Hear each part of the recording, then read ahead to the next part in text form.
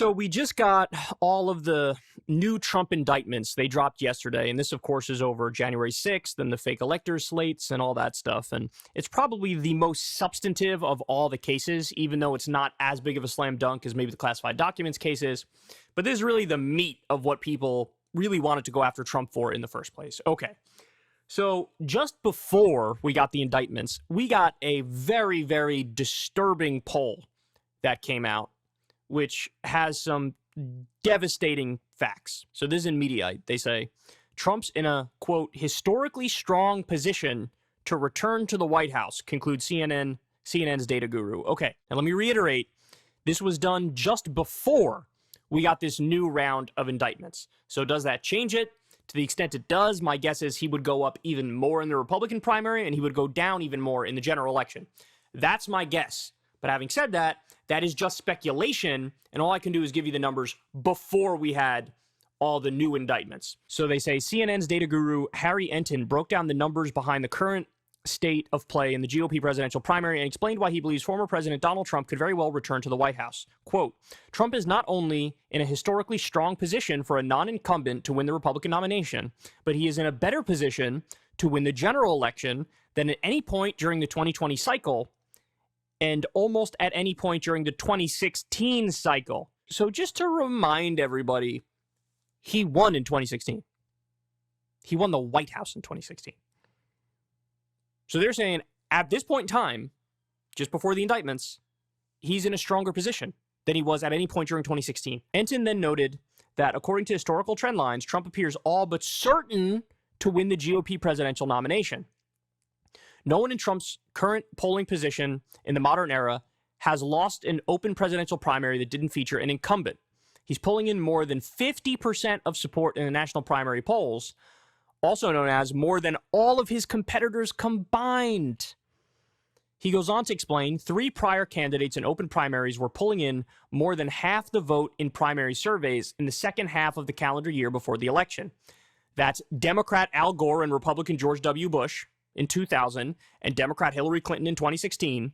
Gore remains the only non-incumbent to win every single presidential nominating contest, while Bush and Clinton never lost their national polling advantage in their primaries. Historically, you look at this, and somebody who's in Trump's position has never lost, at the very least, the primary. Leading Florida Governor Ron DeSantis by some 30 points in the primary, Trump's lead, according to modern history, appears insurmountable. Quote, a look back at past polls does show candidates coming back from deficits greater than 10 points to win the nomination, but none greater than 30 points at this point. In fact, the biggest comebacks when you average all the polls in the second half of the year before the election top out at about 20 points, before the election tops out at about 20 points. Democrat George McGovern in 1972 did that, Jimmy Carter in 1976, and Barack Obama in 2008. Enton adds, bringing in the numbers to back up his argument. Enton does note that Obama was down some 30 points at one point in the 2008 primaries, but that he was always within striking distance in the early contests, so like Iowa, New Hampshire, etc. Unlike the current GOP field, Trump currently has large leads in Iowa, New Hampshire, and South Carolina. So oftentimes DeSantis says, don't look at the national numbers, look at like the early states, and I'm doing much better there. But he's actually not right, because when you look at the leads in those states, Trump is up a lot more. Enton then turned his attention to the general election and noted that given all of Trump's legal trouble, it's amazing how competitive he remains with Biden in the polls. Yeah, maybe that's because Joe Biden is roughly 700 years old and barely knows where he is. Maybe that has something to do with it, just a thought. The fact that the polling between Biden and Trump is so close shouldn't be much of a surprise. Elections are a choice between 2 candidates. Trump isn't popular, but neither is Biden. Enton qualified before breaking down some of the recent polling that shows Trump is in a strong position to return to the White House. Quote, one giant warning sign for Democrats was a late June Quinnipiac University poll from Pennsylvania, a pivotal state for the past few election cycles, where Trump rallied base supporters in Erie on Saturday. The state barely voted for Trump in 2016 and for Biden in 2020. He said Trump was up on Biden by 1 point in the Quinnipiac poll, a result within the margin of error, but nonetheless a remarkable achievement for the former president. Why? It was only the second Pennsylvania poll that met CNN standards for publication since 2015 that had Trump ahead of either Biden for 2020 and 2024 or Clinton for 2016. As of this moment, just before the indictments, he's in better position than he was in 2020, which he lost, but 2016 also, which he won. Now, granted, he had a polling a deficit in 2016, and he basically outperformed the polls. He also outperformed the polls a little bit in 2020, but it wasn't enough for him to win because Biden had a very large lead in the polls on him back then. Now, I also wanted to show you this. This is from Nate Cohn of the New York Times. The Biden-Trump rematch is tied 43-43 in our first Times Siena poll of the cycle. Another 10% volunteered they wouldn't vote or would vote for someone else. Now, that's the big question mark. I don't know if that's going to hold true because sometimes in polls, people say this way before the election. But then when it really comes down to it, on election day, they're like, okay, I know it's either going to be the Democrat or the Republican, so I will pick either the Democrat or the Republican. So that part may not hold true. But the fact that we're talking 43-43, I'll just come out and say it. I've never seen anything like this.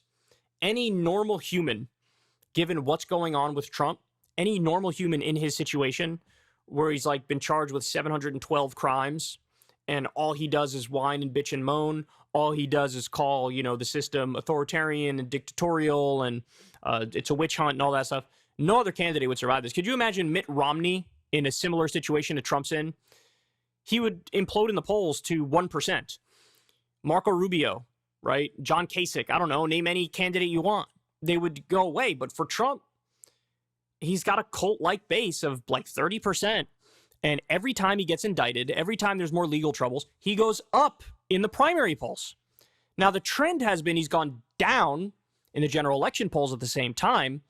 But look, based on the numbers right now, even though that may happen again after this new round of indictments, the fact that we're tied already is kind of devastating. And look, this should be a massive wake-up call to Joe Biden. When Joe Biden was his most popular, what did he do? He literally cut stimulus checks to people, $1,400. And it turns out when you just give people money because they're struggling, he was up in the polls to like 52% or 54%. He was incredibly popular. Now, it's been a slow decline since then. He's had some legislative victories here and there, but you're not doing enough to really inspire people to support you. And also, he looks very incompetent and bumbling because he's 1,000 years old and clearly he's struggling mentally.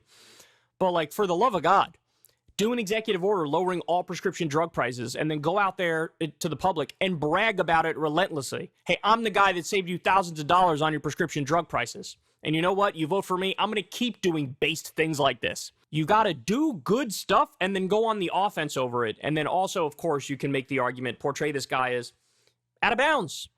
Out of bounds. You guys want somebody who's charged with 78 crimes to represent the United States of America? That's embarrassing.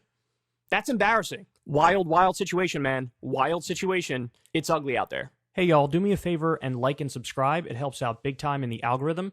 Click the bell as well for notifications when videos drop. And watch that video on screen right now. You know you want to.